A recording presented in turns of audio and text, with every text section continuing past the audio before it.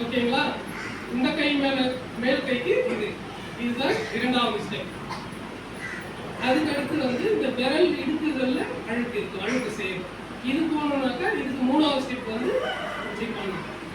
இந்த விரல் இடுக்குகள் மூணாவது ஸ்டெப். ஓகேவா? விரல் இடுக்குகள் பண்ணிட்டோம். அப்புறம் வந்து நகத்துக்குள்ள அழுக்கு.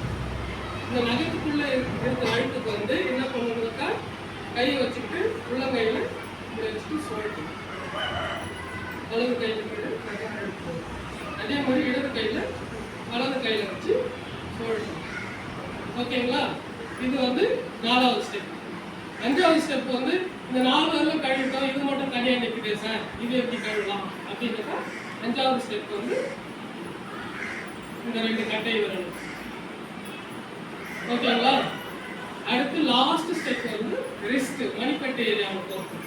ரிஸ்ட் 2 ரிஸ்ட்டையும் குறைஞ்சபட்சம் ஒரு 60 வினாடிகள், 30 to 40 வினாடிகள் ஆகுது செய்யறதுக்கு. பரவாயில்ல, செய்யலாம், தப்பு இல்லை.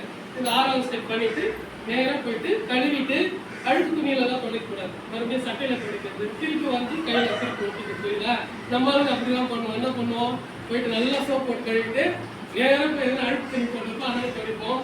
இல்லைன்னா சட்டையில துடைச்சிட்டு போயிடும். அது கை கழுவிட்டு இப்படி வச்சுட்டு துடைச்சிட்டு அப்படியே விட்டுடலாம். ஈரமாக இருந்தாக்கா காற்று கொஞ்ச நேரத்தில் ஆறிடும். ஓகேவா? அப்படி இல்லையா சுத்தமான துணி போடலாம். இந்த கை கழுவுறது இதை ஃபாலோ பண்ணாலே இதெல்லாம் நீங்கள் வந்து மண்ணில் விளையாடுறது. பிள்ளைகள் எல்லாருமே மண்ணில் விளையாடாத யாரும் இருக்க மாட்டாங்க. மண்ணில் விளையாடுவோம், எதனா டச் பண்ணுவோம், பொருள் எடுப்போம். அதில் இருக்கிற வைரஸோ கிருமியோ நம்ம மூக்கோ இல்லை வாயோ டச் பண்ண சொல்லலாம், நம்ம உடலுக்கு போவோம். புரியுதுங்களா? இது போகாமல் இருக்கிறனாக்கா இந்த கை கழுவுறது நம்ம இந்த மாதிரி ஃபாலோ பண்ணணும். இது வந்து உலக சுகாதாரம் இந்த விதிமுறைகள் வகுத்துருக்கோம். ஓகேங்களா? அப்புறம் வந்து 6 முறையில் கை கழுவிட்டோம். எப்போ கை கழுவலாம்? Very good. அப்புறம் ஓகே, அப்புறம் ஓகே, மெயினா ஒன்று எதிர்பார்க்குறேன் உங்ககிட்ட. Very good. அவர் கை தட்டலாமே. நம்ம வந்து 2 பாத்ரூம் போவோம் இல்லையா, லெட்டின் ரெஸ்ட் ரூம், 2 பாத்ரூம் போயிட்டு வந்து கம்பல்சரி கை கழுவணும். ஓகேவா? ஓகேவா? ரெஸ்ட் ரூம் போயிட்டு வந்து கழுவலாம், சாப்பிட்றதுக்கு முன்னாடி கழுவலாம். நீங்கள் சொன்ன மாதிரி அதுக்கப்புறம் விளையாட்டு மண்ணெல்லாம் கை கழுவணும். ஓகேவா? இதுதான். அடுத்து வந்து காற்று மூலம் சில வியாதிகள் தரும். நம்ம கோவிட் கொரோனாலாம் கேள்விப்பட்டீங்க, உலகமே அச்சுறுத்துச்சு, எல்லாருமே பயந்து வீட்டுக்குள்ளே மழைந்து இருந்தாங்க. அந்த கொரோனா வந்து காற்று மூலியம் வருது. அதனால நம்ம வந்து எல்லாருமே 10 பேர் 20 பேர் ஒரு அறையில் இருக்கிறதுனால நமக்கு தும்மல் வந்து நேச்சுரல் இயற்கை நம்ம பாடியிலேருந்து வெளியே வரும். தும்மலோ இருமலோ வந்தாக்கா நம்ம வந்து அப்படியே அது டீப்பாக வந்து நமக்கு தெரியாது. அந்த மூளை அழுகல் நோயை நமக்கு சொல்லிடுறோம். ஒன்றும் கிடையாது, பயப்பட தேவையில்லை. குளம் குட்டையில் குடிக்கக்கூடாது. அழுக்கான குளம் குட்டை, தண்ணி அழுக்காங்க தண்ணி தேங்கி பார்த்தியா, குளம் குட்டையால போறீங்களா நீங்கள், அங்கெல்லாம் குளிக்காதீங்க. அந்த தண்ணியெல்லாம் விளையாடாது. ஏன்னா அந்த தண்ணியில் தான் அந்த அமீபா இருக்கும். அது மூக்கு வழியாக உள்ளே போயிடும். மூக்கு வழியாக உள்ளே போயிடுச்சுன்னா மூளையை மொத்தம் சாப்பிடும். அவ்வளோதான் முடியாது. புரியுதா? இப்போ கேரளாவில்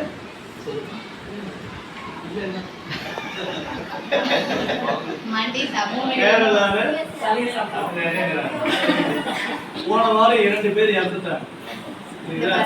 இப்போ முக்கியமா குழந்தைங்க தான் சொல்றது. 18 பேர் இப்போ ட்ரீட்மெண்ட்ல இருக்கிறாங்க கேரளாவில். இப்போ தமிழ்நாடு பார்த்தீங்கன்னா அந்த கேரளா பார்டர் சுற்றி எல்லா குழந்தையும் செக் பண்ணிட்டு இருக்கிறாங்க. நம்ம இது அந்த மாதிரி அமீபா தான் இருக்கிறாங்க. அதனால அவங்க எச்சரிக்கையாக சொல்லினா, நீங்கள் நிறைய போய் கிணத்துல அதெல்லாம் குளிக்கிறீங்க. கிணத்துல விட சுத்தமான தண்ணியில் இருந்தால் குளிக்கலாம். பாயடைஞ்சா கிணறு அந்த மாதிரி இருக்கும்போது தலையெல்லாம் இருக்கும், அது ஒரு மாதிரி ஸ்மெல்லோ, அந்த மாதிரி தண்ணியெல்லாம் குளிக்காதீங்க. சுத்தமான தண்ணியை குடிங்க. முக்கியமாக அதுதான். ஓகேவா? டெங்கு பற்றி சார் சொன்னார். இன்னும் சொல்லுவாருன்னு பார்த்தேன். ஏன்னா எங்கள் பாப்பா வந்து டெங்குல இருந்துச்சு. ஒரு 20 நாளைக்கு முன்னாடி டெங்குல ஒரு வாரம் வீட்டில் ஜுரம். அதுக்கப்புறம் பிளட் டெஸ்ட் பண்ணும்போது பிளட் ரிசல்ட்டே வரல. உடனே அவங்க என்ன சிஎம்சியில் தெரியும். டாக்டர் என்ன சொல்லிட்டாருன்னா, நீங்கள் உடனே கேஷுவாலிட்டி போய் அட்மிட் ஆகுங்க இது டெங்கு மாதிரி தான் தெரியுது, ஆனால் ரிசல்ட் எங்களுக்கு கரெக்டாக காமிக்கலன்னு சொல்லிட்டேன். ஏன்னா ரிசல்ட்டை கூட காமிக்க மாட்டேருப்பாரு. அந்த மாதிரி வைரஸாக இருக்குது. இன்னும் அட்மிட் பண்ணி ஒரு வாரம் பிளட்ல இருந்து எல்லாம் டீச்சர்ஸோட வந்து பார்த்தாங்க. எப்படி இருந்தாங்கன்னு அவங்க பார்த்தது கேட்டு பாருங்க, அந்த பாப்பா எப்படி இருந்துச்சுன்னு. ஏன்னா அந்த டெங்கு வந்துச்சுன்னா அது உயிருக்கு ஆபத்தான ஒரு நோய். ஏதோ எங்கள் சார் சொன்ன மாதிரி பணம் இருந்தது காப்பாற்றிட்டோம். ஏழப்பட்டவங்களாம் என்ன பண்ணுவீங்க சொல்லுங்க. அதனால் நம்ம என்ன பண்ணணும்னா கொசு கடிக்காமல் பார்த்துக்கணும். அதை விட முக்கியம் என்னன்னா கொசு உற்பத்தி ஆகாமல் பார்த்துக்கணும்.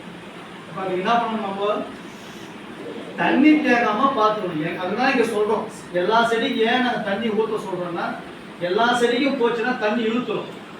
அங்கே ஒரே இடத்துல இருந்தால் தண்ணி தேங்குது, அங்கே கொசு உற்பத்தி ஆகும். அதுதான் நீ எல்லா இடத்துலையும் போய் கழுவணும்னு சொல்லுவோம். டிஃபன் தண்ணி கூட வேற இடத்துல போய் கழுவணும். வீட்டில் சாக்கடை தண்ணி தேங்க கூடாது. சாக்கடை தான் மலேரியா.